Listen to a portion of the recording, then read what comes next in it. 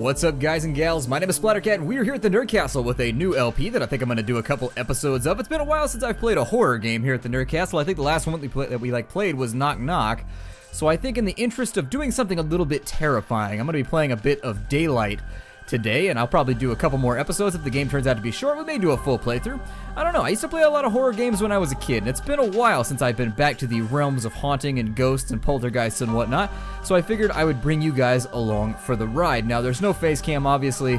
I don't really react to scary stuff the way most people do, so I would be sort of stoic. It's probably not going to add much to this whole experience, so I decided just to leave it out. Let's go ahead, we're going to start a new story and get this thing a-truckin'. Now, Daylight can be purchased through Steam. I'll put all the information down below in the description. If it turns out that you like the game, well, then you should probably pick it up and ignore this LP entirely so that you don't kind of ruin any of the surprises or anything. The phone will help you find your way. Oh, good.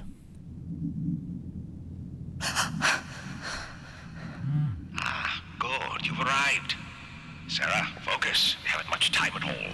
They've been busy. They certainly have. Use that machine in your hand to find your way. There's much to see, much to learn. Where am I? It's been some time now. This place has been waiting for your arrival. Gather up everything you can. The memories contained within these walls are waiting to be found. Sarah, listen to me. You must succeed. Oh no. It's kind of one of those desperate situations in which somebody tells you must succeed at something, and yet they don't tell you what that something is. I'm willing to bet that that guy is probably the enemy. What is this right here? Ah, Sarah, no matter where you go, there you are. Yeah, thanks for that, Dr. Seuss. Let's see. Prisoner 52 seems to be experiencing visions of shadow people.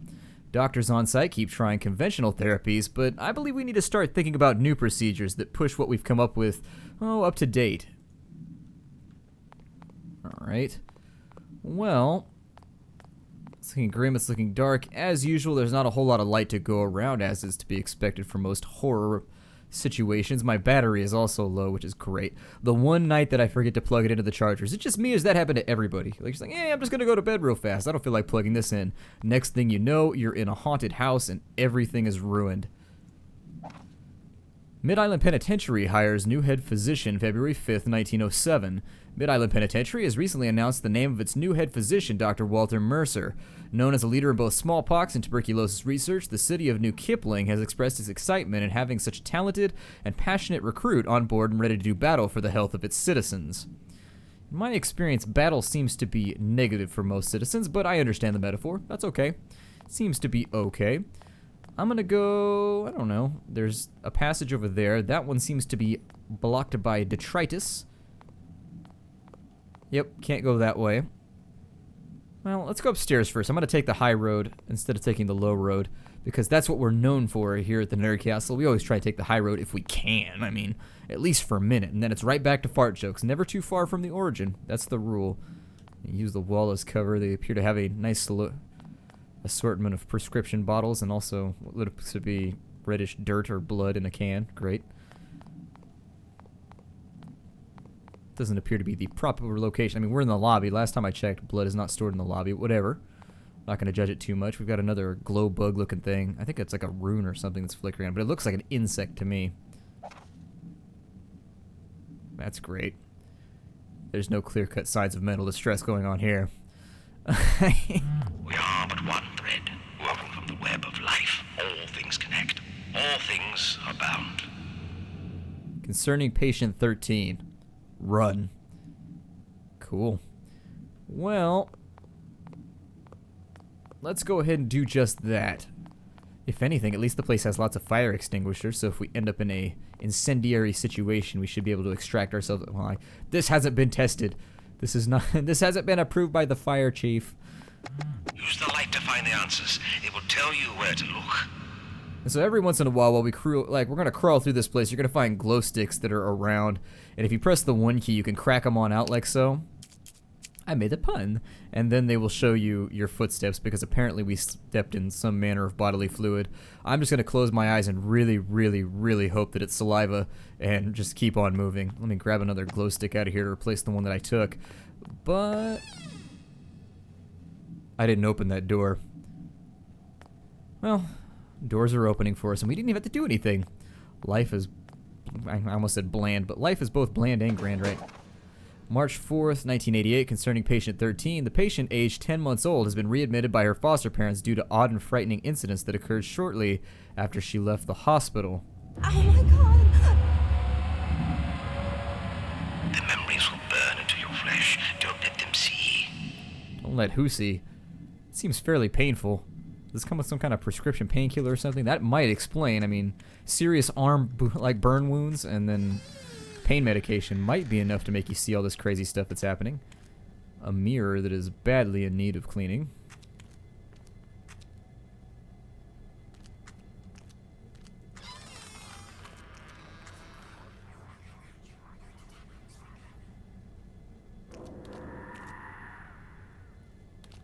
Great.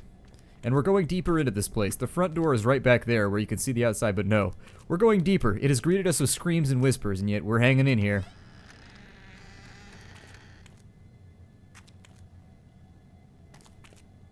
Why does that one have a red wound? Like, what's the difference? August 13th, 1924, concerning patient 60E. Staff responded to screams coming from patient 60E's room. On arrival, there was blood all over, and the patient was slashing herself repeatedly with a scalpel. It's unknown how she acquired the implement. While there was a lot of blood, none of the injuries were deep or serious. They were all surface cuts, as if she wasn't really trying to hurt herself, just to make a giant mess. Patient 60E has been remanded to solitary confinement as a danger to herself and to others. Dr. Mercer has now directly taken her on as a patient. Hopefully, he'll be able to cure her of her inner demons. Okay. Well, we appear to be standing in a room that will allow us to go in varying directions. Suppose we could work our way through the books over here and see if there's anything to be seen. This game randomly generated? I swear to God, the last time I played through this wasn't here. Weird. The developers were really sweet about giving this game out to people. Like, they gave it out to you really, really early, so... God. What in the hell? Oh, God. They wither in flames. Yeah, that's not very flamey. What about this? Ooh.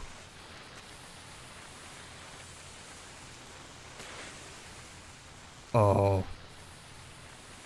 We have had a accessory malfunction. Pick it back up. Pick it up. Pick it. Can I get another flare? I ran out of flares. Can I have another one? Oh, man. I am the lamest ghost adventure hunter ever. Well, I wanted to throw it, but apparently I can't. Just drop it on the ground, Sarah. I know you're there. I feel like everybody else has been more informed in this situation than I have. Billy, I saw someone down in the boiler room tonight. Bastard nearly made me jump out of my skin. Ran off before I could get a good look at him, though. Nobody but me and Adam should be down there, so it better not be one of the orderlies scoping out the spot to put on the moves on one of them nurses. Just make sure people are doing their job and not screwing around in my boiler room. Love, George. Well, George, I don't think that's the case. Can we go left right here? Oh, we can. I'm gonna take it slow in the interest of my heart so that I don't just like jump out of my own chest here in a second if something terrible happens. This place is in desperate need of an oil can. I know there's somebody here. Well, yeah, they just made a noise. While we're stating the obvious, this place is dirty and the floor needs sweeping. Can I open this? Inventory full. You have too many glow sticks. Ah, well. I wanted to rifle through your drawers, filing cabinet, but unfortunately tonight is not the night. What the hell was that?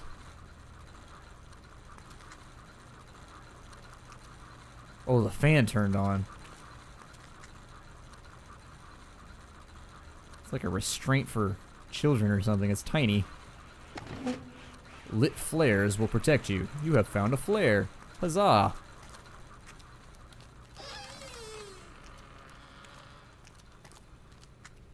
Anybody there?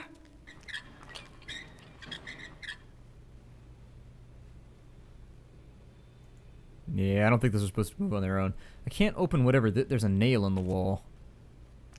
It's kind Kind of got like a weird voodoo feeling to it. Who even knows anymore? Oh my.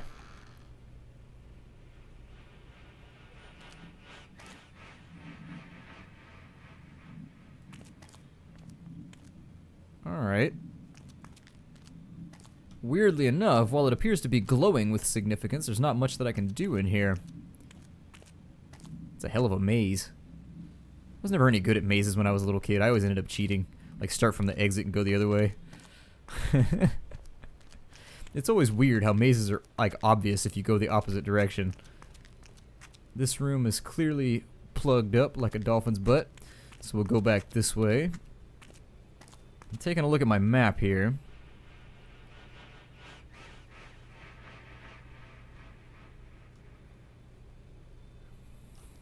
Well, I suppose we'll take the first left and just kind of see what happens.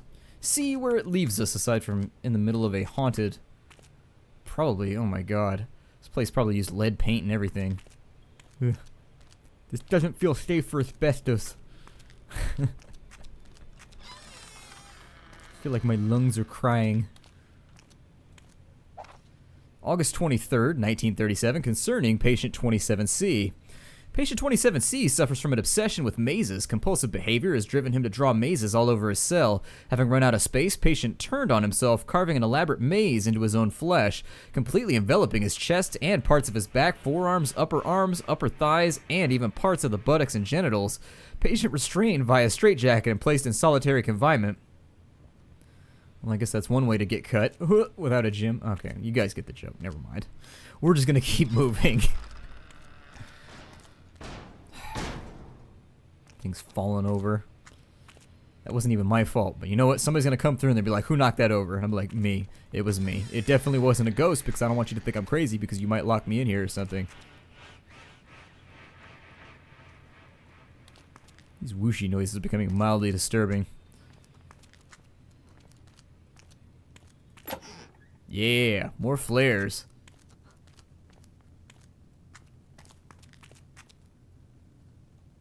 Wait. Oh, God. Oh, Jesus. Back up. I have fire.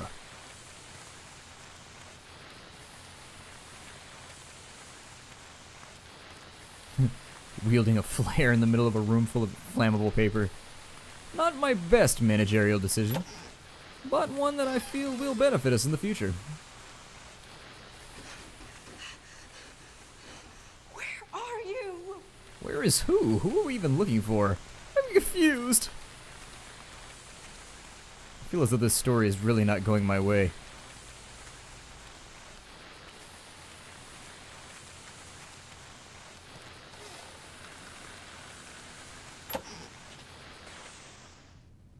That was the worst flare ever. Figures you'd buy the discount flare for the haunted house. This is what happens when you shop at the 99-cent store. For realsies. Turning out lights trying to scare me. Why is there always... Oh my God, what was that sound?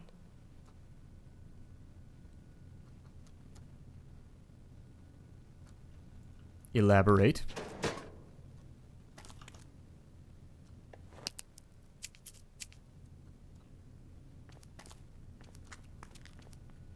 It said that I can unlock clues with a glow stick, but I've yet to see any clues. Oh, hello.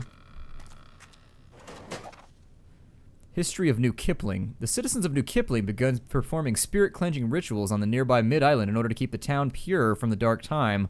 Little factual evidence has been discovered about the nature of these rituals, but after the cleansing took place, New Kipling announced that the city had been reborn.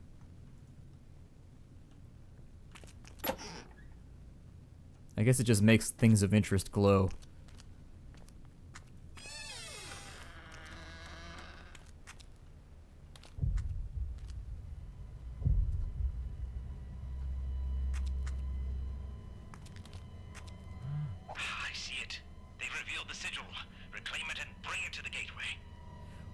History of New Kipling. Once a small fishing village, New Kipling blossomed into a prosperous town full of eager and optimistic people. The town, facing overpopulation and limited resources, looked to the other options to sustain its people. Look to other options. I guess you don't need to put a "the" in front of there. Oh, Jesus. Don't do that. Seriously.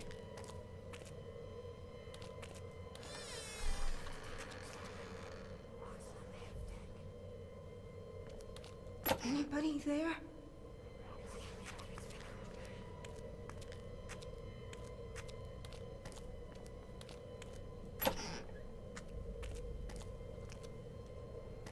I don't like this.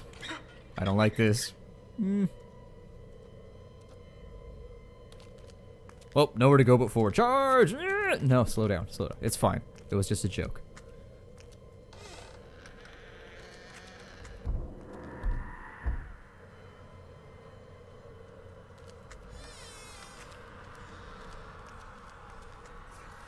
Well, kind of cool. I think that's a door lock of some sort. And if we go back to the other spot where we were initially, we should now have the ability to pick up some kind of sigil from the previous location. Like, they wouldn't spawn it in early. So let me see if I can get back there as quickly as we can, because I don't like to waste time in these videos. We've only got limited time together. And you know what? We're just now getting cozy here on the couch, hanging out, playing some video games. And all of a sudden we got to run all the way back to the beginning for a key that wasn't there in the first place. So that's what those rooms are. It's basically like a room lock type deal. From my limited experience anyways. I'm guessing the game is procedurally generated because I've never seen this place before. I played through this a little bit before I jumped in to start recording the LP. I didn't play too much because I didn't want to spoil anything, but just saying, it seems to me as though this place is procedurally generating itself as we're going through, which would actually make for an interesting and unique gameplay experience as you go through the game. What is this? What, you've never seen a room full of floating debris before? You sound so surprised. Oh, who wants a whiskey flask? I think we could definitely use it. What is this? Like a tea bag or something? What is that? What are you? Like, douche, I'm a fig. A rather large grimoire. Some floating... Oh, a floating baby bottle. Okay, well, I think it wants me to take that.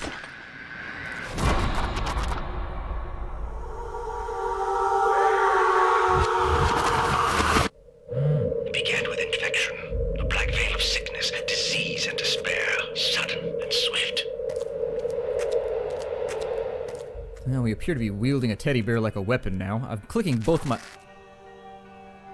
What the hell? The hell indeed. I'm not sure I can guarantee that this series is going to stay not safe for work. B? I may slip and swear. I see you.